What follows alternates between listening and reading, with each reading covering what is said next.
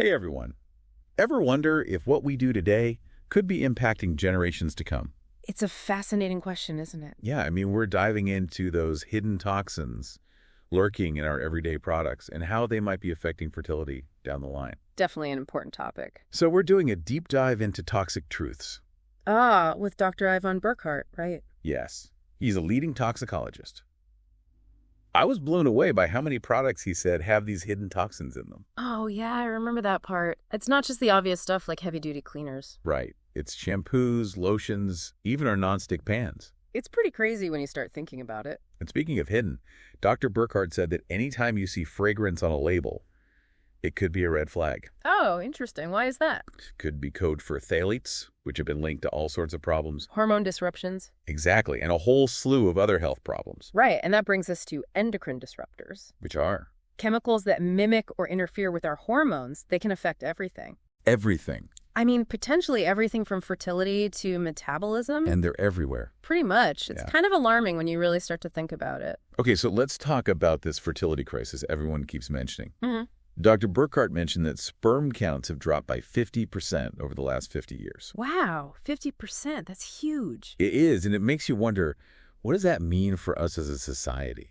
Well, there are likely a lot of factors involved, but endocrine disruptors are definitely high on the list of suspects. So you're saying that chemicals like phthalates, bisphenols, and PFAS could be contributing to this decline in fertility? It's a strong possibility. They can mess with hormone production, sperm quality, even the ability to conceive, for both men and women. There was that study from Singapore that showed women with higher PFAS levels had a much lower chance of getting pregnant, like up to 40% lower in some cases. Yeah, it's a significant difference, and it really highlights the fact that we're not just dealing with isolated incidents here. It's the cumulative effect of all these toxins building up in our bodies. Exactly, the cocktail effect. So it's like we're swimming in this invisible chemical soup every day.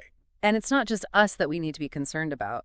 You mean future generations? Exactly. It's unsettling to think about, but our exposures today could be impacting our children and grandchildren. That's where this whole idea of generational toxicity comes in, right? Yeah. And epigenetics. You got it. So basically, exposure to things like toxins can actually change how our genes express themselves. Okay, hold on. So you're saying that if I'm exposed to something harmful now, it could impact the health of my future grandchild, even if they never even come into contact with that thing. How does that even work? Think of it like this. Our genes come with a set of instructions, but epigenetics is like adding bookmarks or highlighting certain passages. Bookmarks. Yeah, and these bookmarks can be influenced by things like exposure to toxins, and they can switch certain genes on or off. So even though our DNA sequence stays the same, the way those genes are expressed can change? And those changes can be passed down. So we're potentially setting up future generations for health problems that we're not even aware of yet. Research is still ongoing, but there's more and more evidence suggesting that this is happening.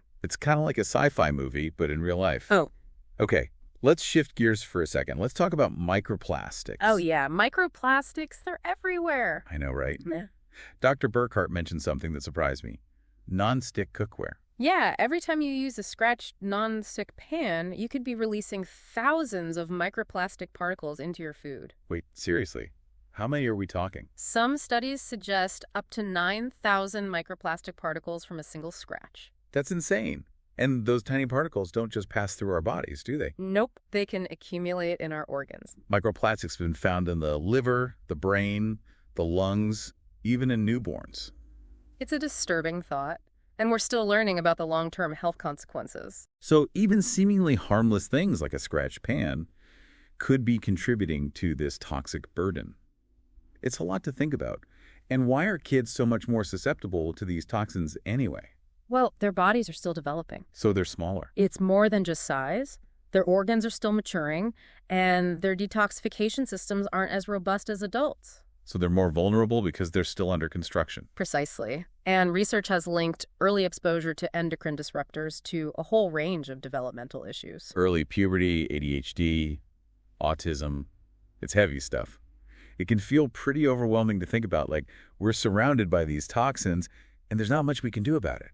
So what can we do? Are there any practical steps we can take to protect ourselves and our families? Well, it's not about living in a bubble, right? You can't eliminate every single toxin. That's reassuring.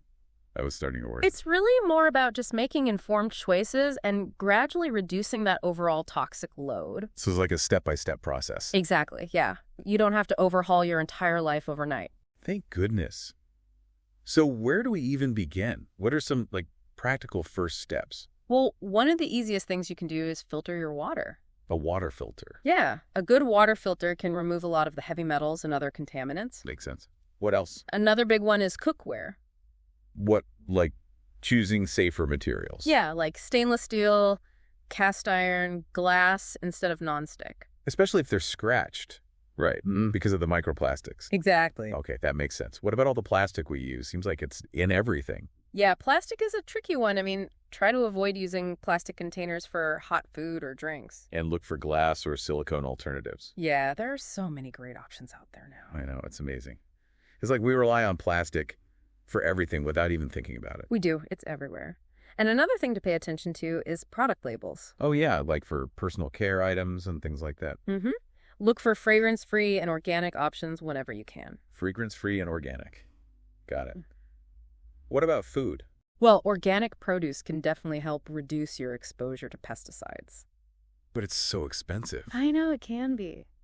If you can't go fully organic, there are those lists, the Dirty Dozen and the Clean 15, that can help you prioritize. Oh yeah, those are helpful. Okay, so we've got filtering our water, choosing safer cookware, being cautious with plastics, going for fragrance-free and organic products, and prioritizing organic produce. It feels a little less overwhelming when you break it down like that. I know, right? It's all about making small, sustainable changes that you can stick with. It's not about being perfect. It's about making progress. Exactly. And you're not just doing this for yourself. You mean for future generations? Yeah, think of it as like a legacy you're leaving behind. That's a powerful way to look at it. I'm starting to see all those little choices we make every day in a whole new light now. It really does shift your perspective. So as we start to wrap up this deep dive, what's the one thing you want our listener to take away from all of this? Honestly, I think the most important message is that we have more power than we think. More power to reduce our exposure to these toxins. We don't have to be victims. We can make informed choices, and we can advocate for change. We can create a healthier future. Yeah. For ourselves and for generations to come. Exactly. That's a really hopeful message. Like, we're not powerless. We have agency. We have a voice. We can make a difference. It's a collective effort, for sure.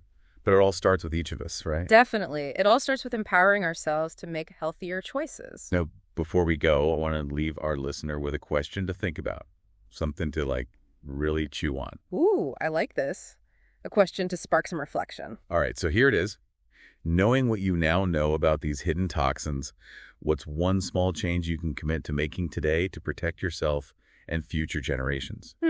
That's a good one. Maybe it's swapping out one product for a safer alternative, or maybe it's just doing a little more research on a particular chemical that you're concerned about. Whatever it is, we encourage you to take action. Your health and the health of future generations really do depend on it. And remember, you're not alone in this. There are tons of resources out there, and there are communities dedicated to helping people make healthier choices. Yeah, so keep learning, keep exploring, and keep advocating for a world where these toxic truths become a thing of the past. Absolutely. Couldn't have said it better myself. It's wild, right? I thought I was pretty informed about this stuff, but hearing Dr. Burkart lay it all out there really makes you think. There's this whole hidden world we're just swimming through. Definitely. And for me, the generational impact is what really stuck with me. It's heavy, but also kind of empowering. It is. To realize you can actually... To think that we have a say in the future, not just for us, but for generations down the line. It's a real shift in how you see things, going from feeling helpless to realizing you have control. You can actually... Yeah, you have choices. Make choices. That actually make a difference. It's like that quote. Oh, yeah. We don't inherit the earth from our ancestors. We borrow it from our children. I love that one. It's like we have this obligation to leave things better than we found them. It's true. We have to be responsible, not just for ourselves, but for the planet and everyone on it. So if you had to pick one thing you want our listeners to take away from today? I think the most important thing is to remember that knowledge is power. The more we understand, the better choices we can make. Yeah, and it's not about protect ourselves and our families, being perfect or living in fear.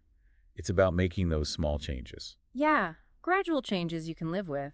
And using our voices, we can support good companies, push for better regulations. Absolutely. We can't just sit back and wait. We all have to play a part. Well said. Okay, I think that about wraps it up for us. Yeah. We covered a lot of ground, and hopefully it was a good deep dive for everyone listening. It's been great talking about this, and I hope everyone keeps learning and makes those informed choices. And if you want more info, check out the show notes. We have links to everything we talked about. Oh, yeah, and don't forget to connect with us. We're on social media, and you can find us on our website. We love hearing from you. Thanks for joining us on this journey into the world of hidden toxins. Remember, every little step you take makes a difference. Until next time, stay curious, stay informed, and stay well.